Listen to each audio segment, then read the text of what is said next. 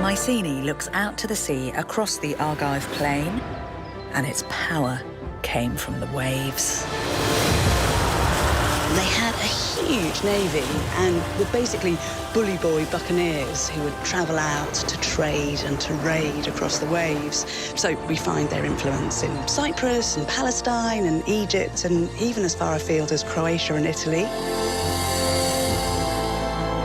Now, this was over 1,500 years before the Roman Empire.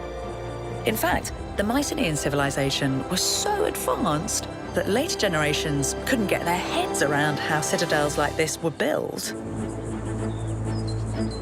The outer walls of the city were so massive in scale and built with these huge blocks of stone that it was thought no human could have constructed them, and they must have been built by the legendary race of giants, the Cyclopes, and so they came to be called the Cyclopean Walls.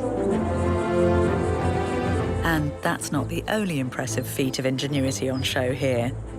At its height, a whopping 30,000 people would have lived here, all needing to be fed and watered.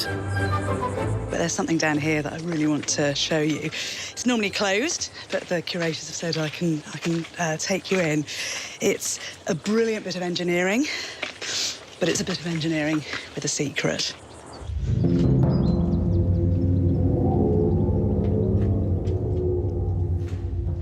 Now, in the legendary story of the Trojan War, the city of Troy is under siege for 10 whole years.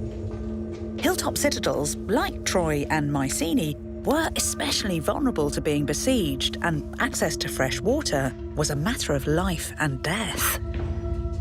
I'm not a fan of dark underground spaces, but it is worth coming down here because the thing with Mycenae is it didn't have a water supply, so they had to bring fresh water in somehow from the hills beyond. So, they dug 18 meters down into solid rock, laying a series of hidden underground pipes to deliver fresh spring water from 360 meters away. It doesn't look so fresh now, but in its time, it was a lifesaver. It's this engineering know-how that enabled great Mycenaean cities to thrive.